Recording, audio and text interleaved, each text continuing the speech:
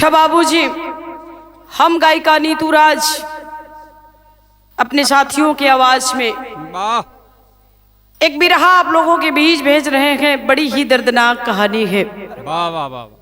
कोशिश रहेगी आप लोगों के बीच में हमेशा एक से बढ़कर एक नई बिरहा आप लोगों को इस चैनल से दिया जाए। वाह वाह वाह वाह। प्यार दुलार देंगे। कहना है 4 लाइन, भूमिका में भाव है।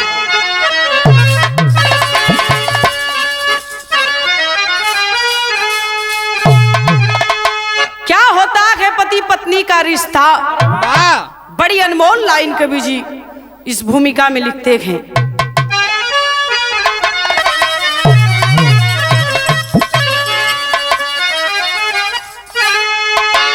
तो रिश्ता पत्नी पति का है जग में पावन।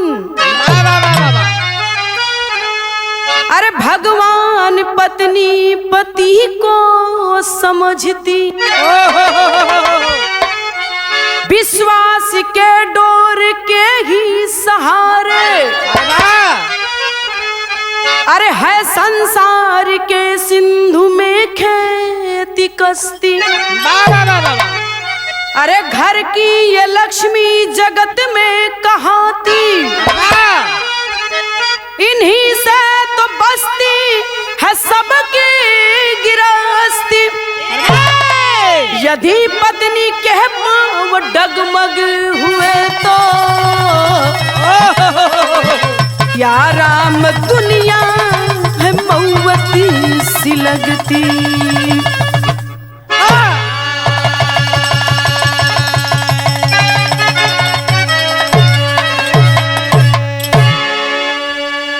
पति पत्नी का रिश्ता एक विश्वास का रिश्ता होता है बाबूजी।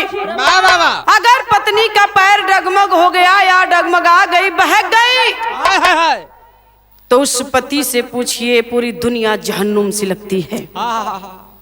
एक लाइन यहाँ गजल बड़ा सुंदर है बाबा। क्या गजल है?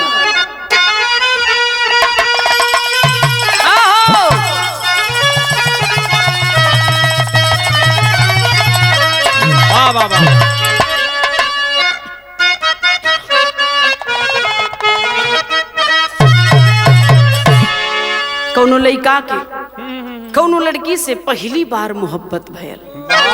दुनिया में आदमी सब कुछ भूल जाला, लेकिन पहला प्यार कबो ना भूल पावत। कहत हो लड़का का कहलस? वाह वाह वाह। अरे ऐसा पहली बार हुआ है, ऐसा पहली बार हुआ है, ऐसा पहली बार हुआ है।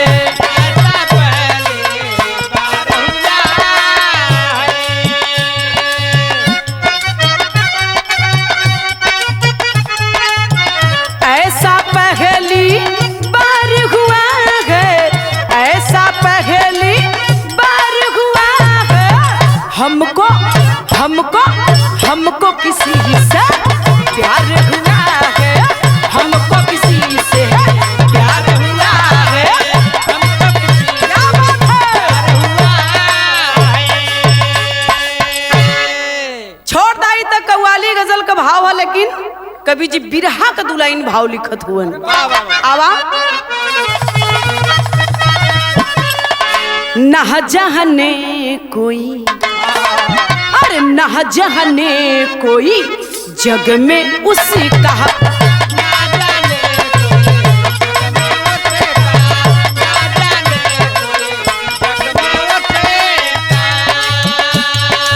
ना जहने कोई जग में उसी का, किसका? ना जहने कोई जग में उसी का, नहरी नहरी नहरी नियत भाग पुरुष कहा, नहरी नियत भाग पुरुष कहा।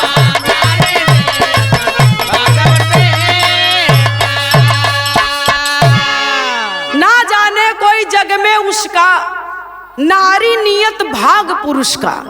लोग कहलन कि कब नारी का नियत बदल जाए, पुरुष का भाग चमक जाए, कोई ना जानत। वाह वाह वाह। ऐसे हमरे बिरहा का कहानी शुरू भइल। आवा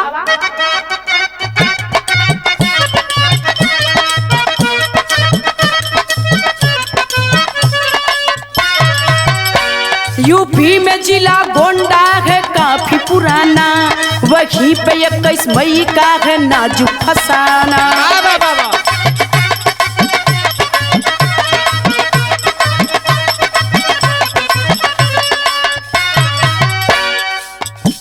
पति रही से साहिदा पत्नी को लिवा करी, पति रही से साहिदा पत्नी को लिवा करी, बॉम्बे में रहता दहीसर के पास में जाकर।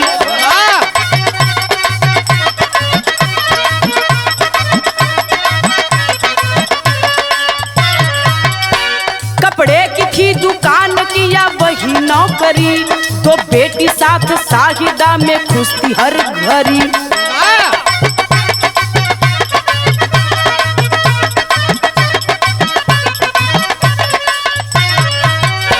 खुशहाल परिवार था थी अच्छी कमाई, खुशहाल परिवार था थी अच्छी कमाई, आवास एक छोटा लिया है बनवाई।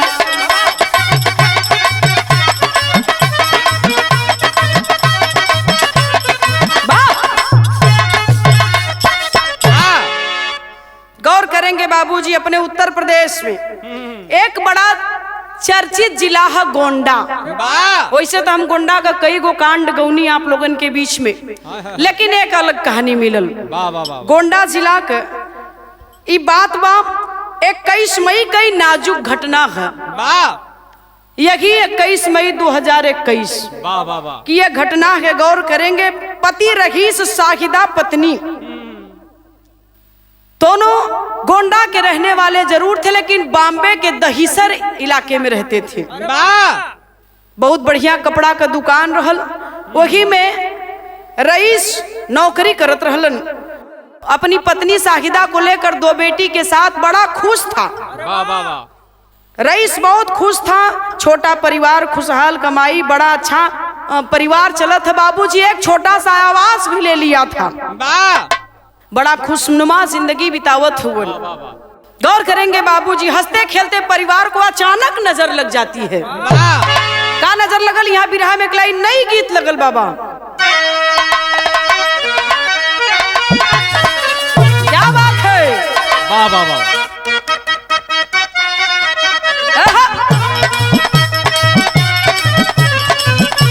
ये बतावत है कैसे दुल्हा हुआ सुना। झारस जब बहाल सैयद लहगस कहमाल सैयद लहगस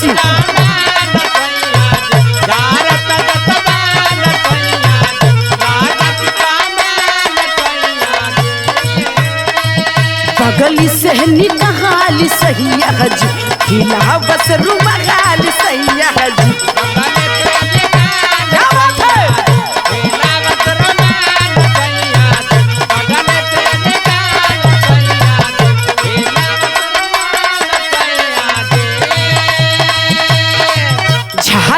जब बहाल सैयद लहगस कमहाल सैयद बगल से निकाल सैयद उड़ा बस रुमाल सैयद। 72 कोढ़ी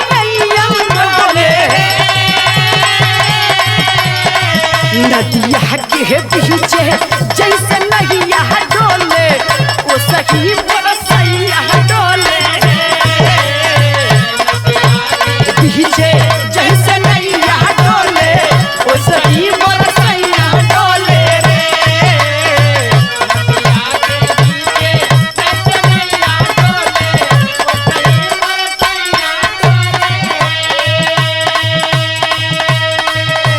इता गीत रहल नैका लइकन खातिर, हमन के आसानी खातिर, लेकिन बिरहा में कवि जी भाव लिखत हुवन। पत्नी और पति के बीच में बहुत प्रेम था, लेकिन दूरी कैसे बनल? अब कहरे खूब प्यार सैयद लुटावे दुलार सैयद लुटावे दुलार।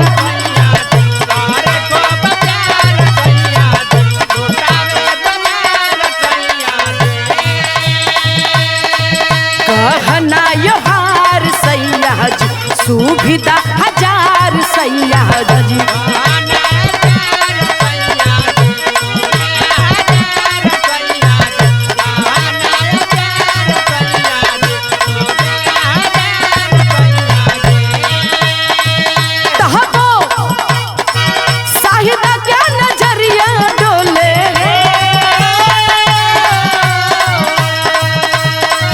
अमित बनी के प्यार कह गुजरिया घूमे दिन भर गुजरिया घूमे हो।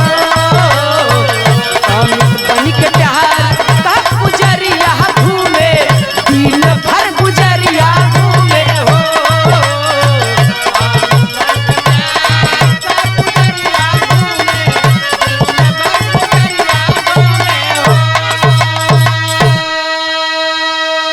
गौर करेंगे बाबूजी, फिसल गई रईस की पत्नी शाहिदा, फिसल जाती है बॉम्बे में अमित उर्फ अनिकेत मिश्रा से। वाह वाह वाह। उसका वैध संबंध हो गया। शाहिदा का जो रईस नहीं जानता, ओकरे साथे घूमे फिरे, ड्यूटी पर चल जाए तो ओकरे साथे चाउमीन छोला खाए चल जाए, ओड़ा पाव खाए चल जा। बम्बई में जो ओड़ा पाव बड़ा मशहूर है, खाए चल जा, घूमे चल जा। रईस बेचारा ड्यूटी पे बा है, ये अपने मन का गुलछर्रा उड़ावत बा, तरज बदल गई बाबा।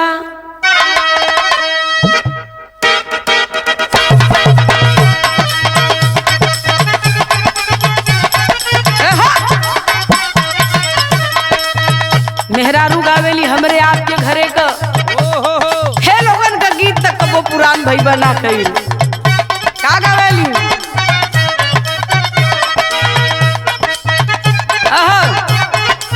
यह गावेली कवन रंगा घोड़ावा कवन या सवार दिल जनिया ना, दिल जनिया ना। सखी कैसन बाड़े दूल्हा तुम्हार हमार दिल जनिया ना।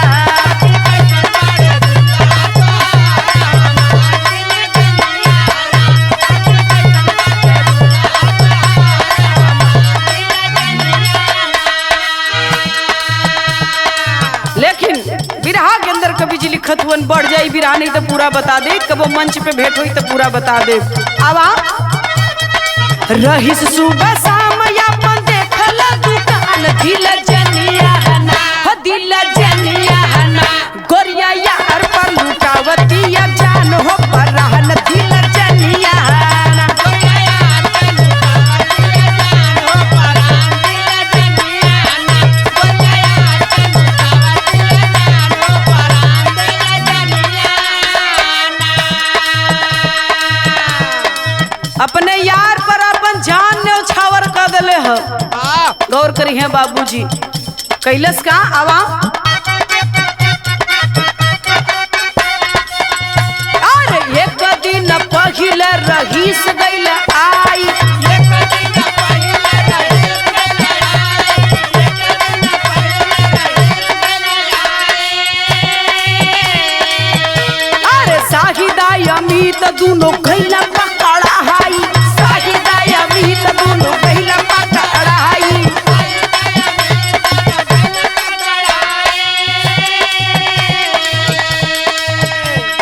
देख के डिठाई होई गइल परेशान दिल जनिया ना, हो दिल जनिया ना। माफी मांगा दोनों धई करके कान हो हमा दिल जनिया ना। क्या बात है?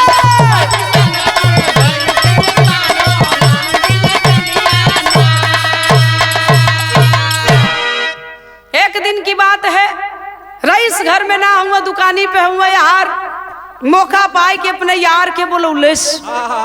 अब बोला के अपन दोनों अपने मान का अपन गुटुरगू कैले हुवन। इधर ओके का पता कि ओकर दुल्हा आवत हुवन। गौर करिहन बाबूजी, लेकिन आज रईस कुछ पहले ही दुकान से घर आ गया, दोनों को रंगे हाथ पकड़ लिया। और जब दोनों को रंगे हाथ पकड़ा तो हुआ क्या, तर्ज बदल गई बाबा।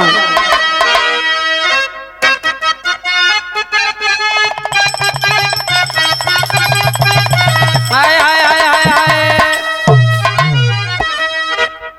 कौनो लइका कहा था हाय हाय हाय यह कहा था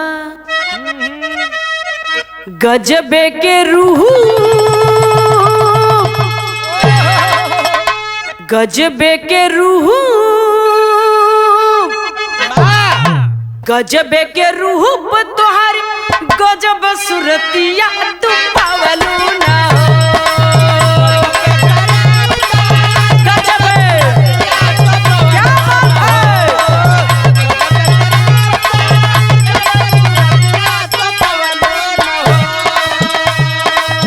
गजबे के रूह तोहर गजब सुरतिया तू पवलू ना गोरी हमके दीवाना पवलू ना गोरी हमके दीवाना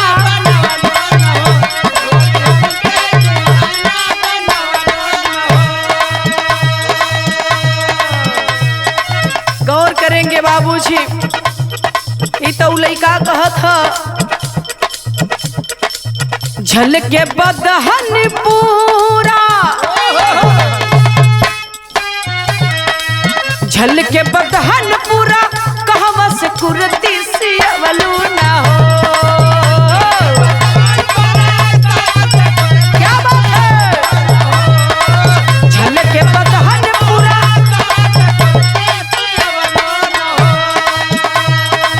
झलके बदहन पूरा कहवा से कुर्ती सियवलू ना हो गोरी सबके दीवाना बनवलू ना हो गोरी सबके हमके छोड़ा सबके दीवाना बना दहलू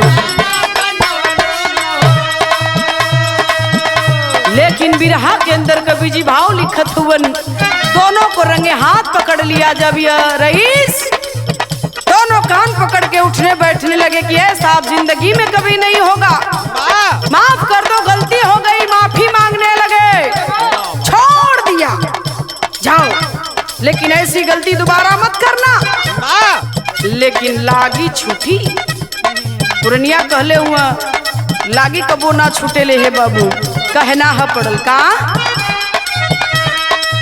लागी ना छूटे भैया कहला पुरनिया कहानिया सुना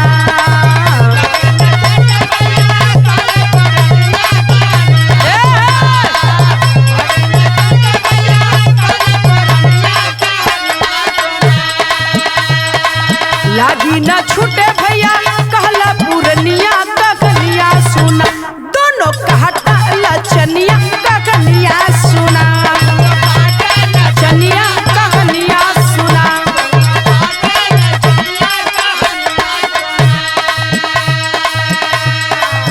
गौर करिहन बाबूजी आखिरकार इधर वो डांट दहलस दोनों कान पकड़ के उठ बैठ लेलन कि अब ऐसा गलती न करल जाई लेकिन माने के तैयार ना हुआ जब मौका मिल जाए ये दोनों अपन के बुलाए ले अपन बुलाए के चाहे घूमे फिरे अपन ऐसो आराम मौज मस्ती जारी है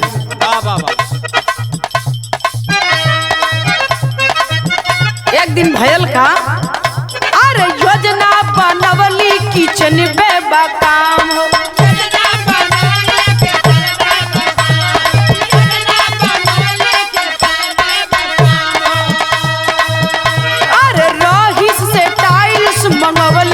तमाम हो मंगवली तमाम हो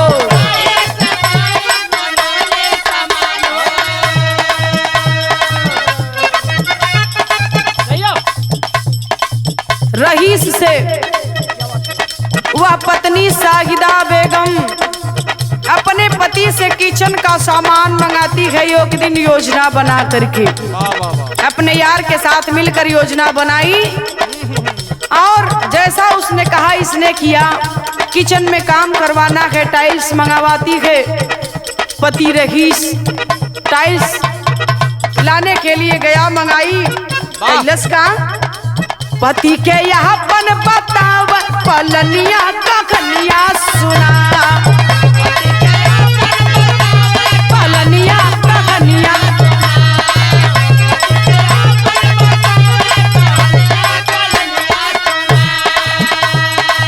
पति के यह पन बताव पलनिया कखनिया सुना बट बिगड़ल चलनिया कखनिया सुना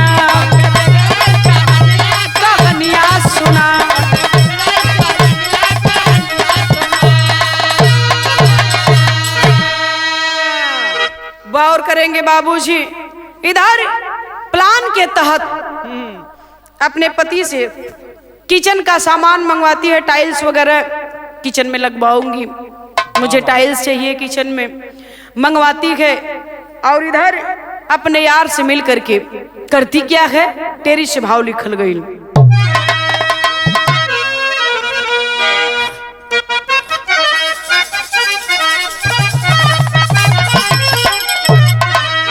शाहिदा अपने यार से एक बात कहती है,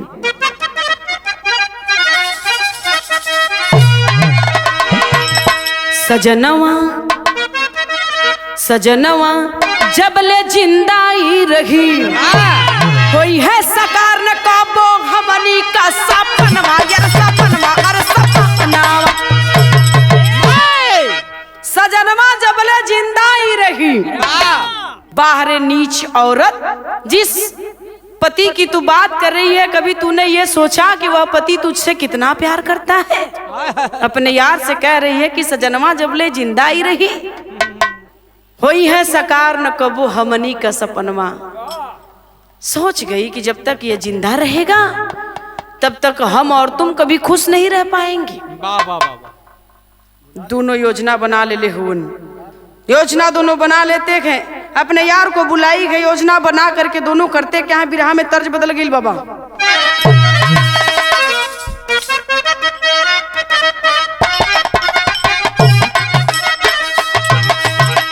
पिया परदेस गई लहतार लागल चोटिया में,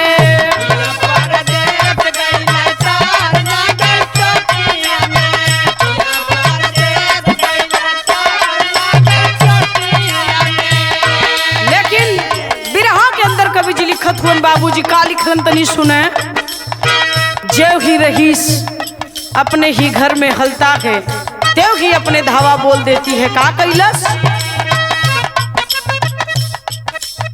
सजना का यह हसान भूल गईली सजनी हो, भूल गईली सजनी हो,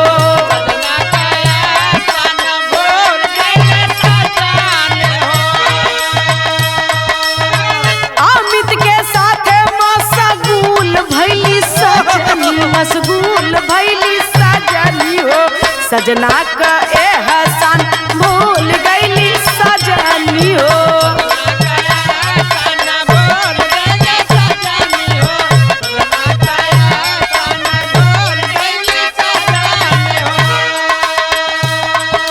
भूल गई सारा एहसान अपने पति का, कि वह पति जिसके नींद से जागता था, जिसके नींद से सोता था, उस पति को भूल करके इस नीच औरत ने इतना बड़ा जघन्य अपराध कर दिया। का कैलेस?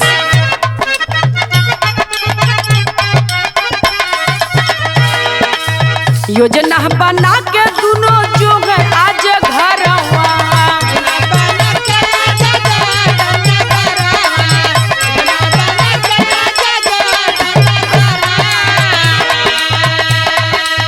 जे वही रहीस हालल बाटे अंदरवा,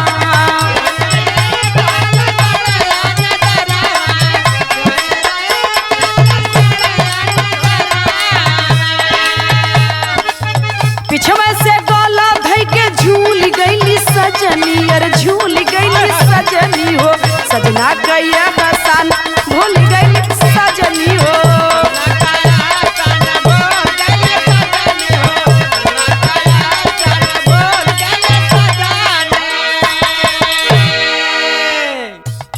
गौर करेंगे बाबूजी, जैसे ही रहीस घरे में आयल हुवन, अभी एक कदम रखले हुवन और दूसरा रखे जात हुआ, तब तक शाहिदा बेगम पीछे से पकड़कर अपने पति को झूल जाती है। अब कैलेस का कहली अमित से कटरिया चलावा,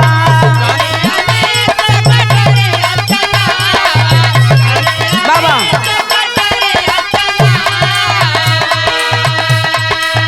या तो हमें दे के तू मुहवा दबावा, बाबा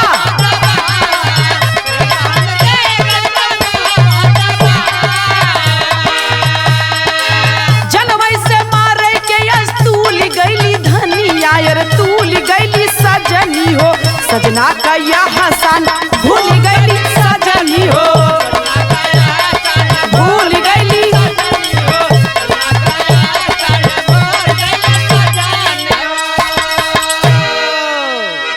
आज अपने पति को पकड़ करके झूल गई और कहती है अमित से कि जल्दी या तो तुम मुंह दबाओ मैं कटार चला दूं, या तो मैं मुंह दबा रही हूं तुम कटार चला दो।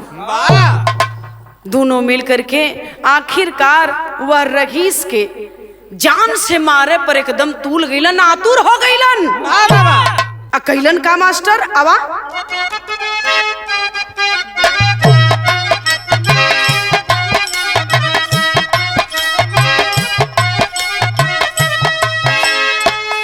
ए बहना अखिया है प्यासी प्यासी मनवा पूरन मासी अब ही ना आयो मेरो साजना।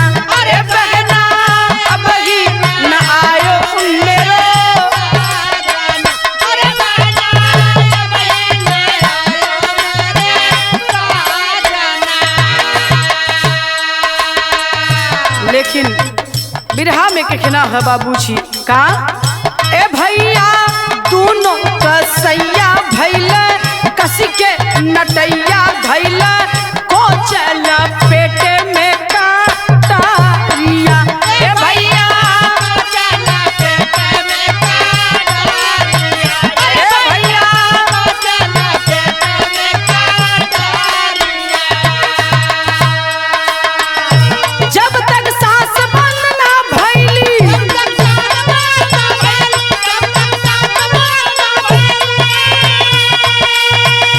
तब तक दुल्हे नाही अधैली।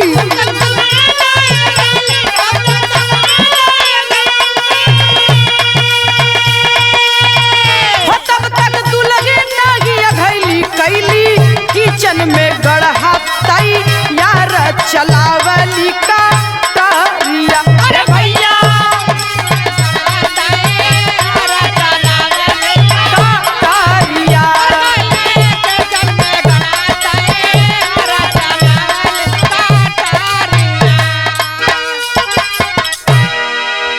गौर करेंगे बाबूजी, आखिरकार वाह जिस पति से किचन का सारा सामान मंगवाई उसी पति को उसी किचन में वह नीच कमीनी अपने पति को अपने यार के साथ मिलकर के बोटी बोटी कर देती है।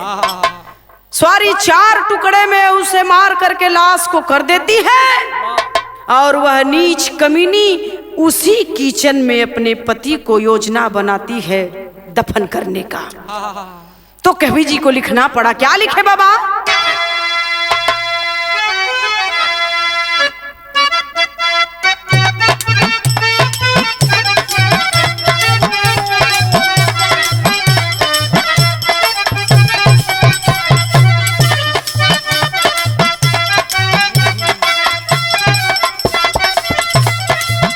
गौर करेंगे बाबूजी, ये दोनों नीच जब अपने हरकत को अपने काम को अंजाम दे रहे थे तो वह 5 साल की बेटी रहीस की सारे कारनामे की चश्मदीद गवाह देख रही है।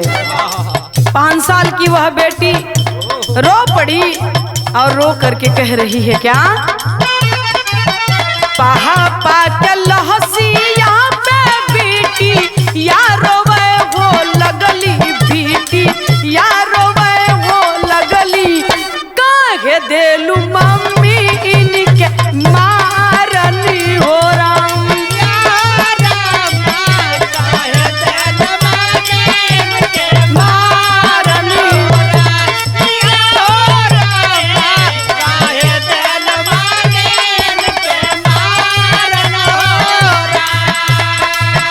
काहे का सबिनिया चुप हो चुप रे पपीनी यहाँ तू चुप रे पपीनिया हो कोई से जो करबू ई जहरनी हो राम।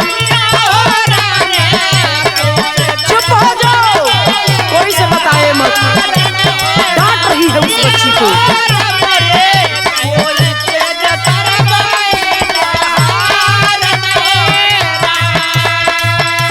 5 साल की बेटी को अम्मा धमका रही है कि अगर किसी से कुछ कहेगी तो जानती है क्या करूंगी? पनिया के ड्रहमावा में बोरी बोरी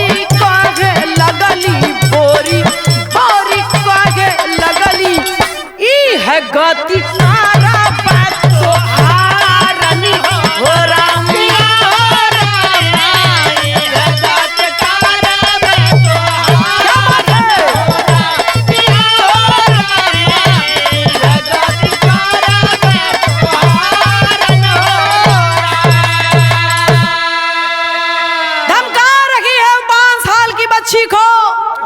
अगर किसी से कहेगी पानी के ड्रम में बोर बोर के उसे निकालती है, मारती है, पीटती है, अगर किसी से कहोगी तो तुम्हें भी यही तुम्हारा हाल करूंगी। 5 साल की बच्ची वह डर गई, जो अपने बाप के लाश पर गिर गिर करके रो रही थी, जिसके बाप के 4 टुकड़े कर दिया उसके माँ ने। औरत ने ना बस वही किचनवा में जो टाइल्सवा मंगौले किचनवा बनवाओ दे, बस वही किचनवे में गढ़ा खन के वही में 4 टुकड़ा के लसिया 4 कोने गाड़ दे। गौर करेंगे बाबूजी, रईस का छोटा भाई सुना है कि मेरा भाई बॉम्बे में लापता हो गया है, नहीं मिल रहा है। फोन की है कि नहीं मिल रहा है, तुरंत यहाँ से गोंडा से ट्रेन पकड़ता है बॉम्बे के लिए। और जब गया पहुंचा है वहां अपने भाई को ढूंढ रहा है, दर बदर नहीं मिल रहा है। थाने में रिपोर्ट लिखवाता है, थाने में रिपोर्ट लिखवाया। 2-4-10 दिन का दिन बीता है। एक दिन होता क्या है बाबा, आल्हा लगावा तो नहीं था वाह।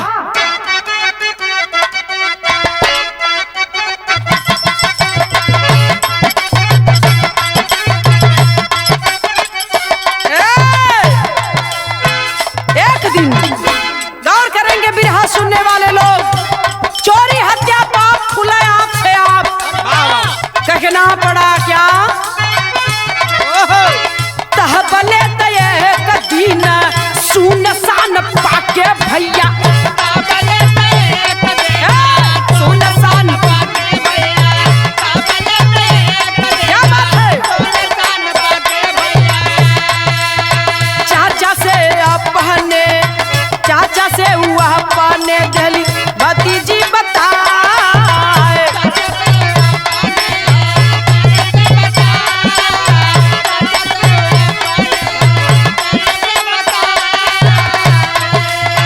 कहे चाचा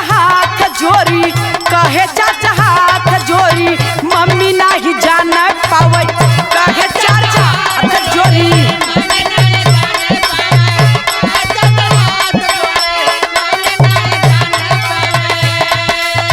नहीं हमके भर ले ड्रम में देई हो डुबाए, देई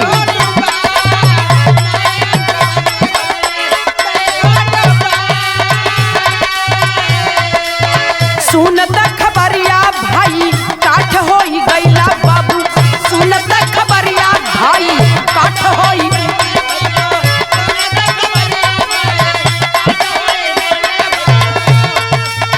पुलिस के फोन कई के दिहलन रे बोला,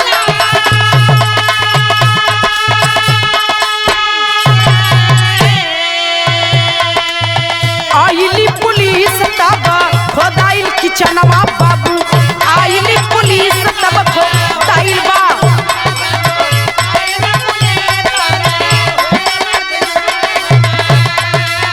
चार भाग बाड़ी के मिलल को मिला, 4 भाग बाड़ी के मिलल,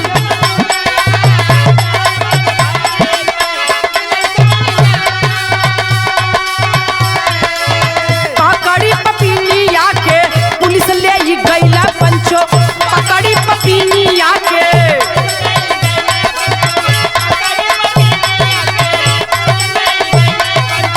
अनिकेत मिश्रा भी गईला घर।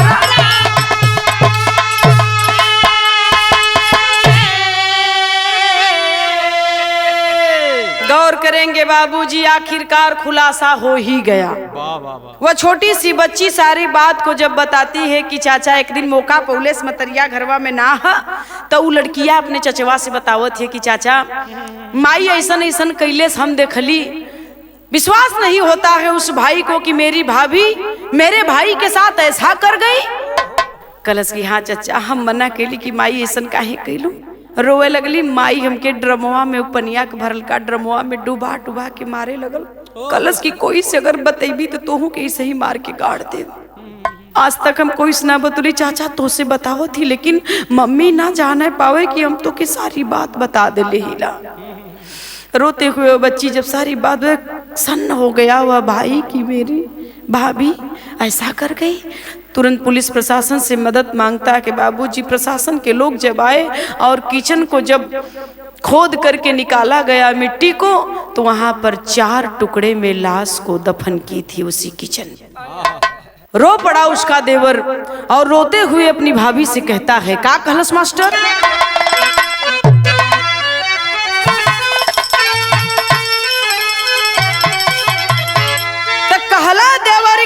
भाभी ऐसन कैलू घतिया देख के भाई का ये लसिया फाटल बा छतिया।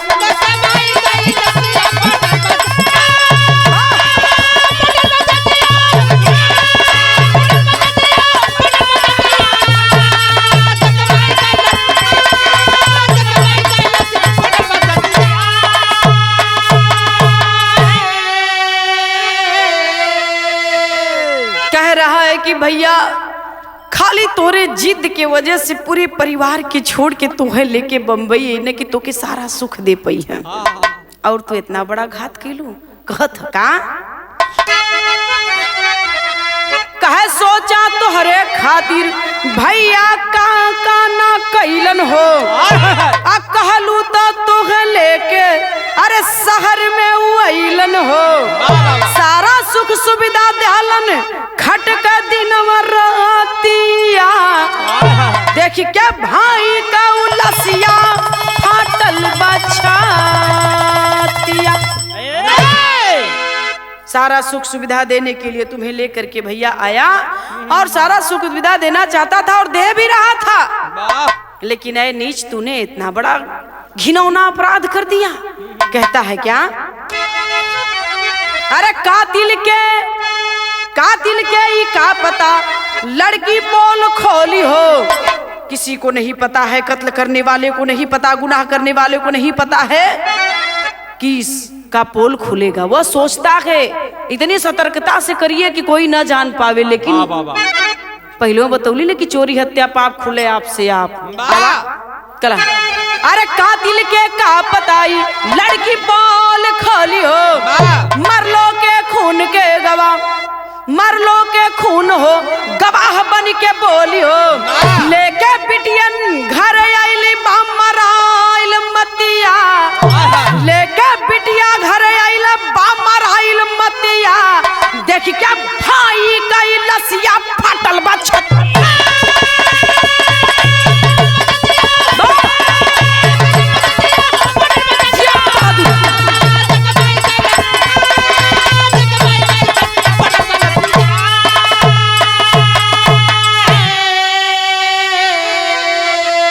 गुरु बिहारी गुरु रमन ऐसे थे इसी वतन में, श्यामा सीताराम भरत जी विश्वनाथ के मन में, सजनवा जबले जिंदा ही रही नीतू सिया राम का मैहर पे धिया नवा।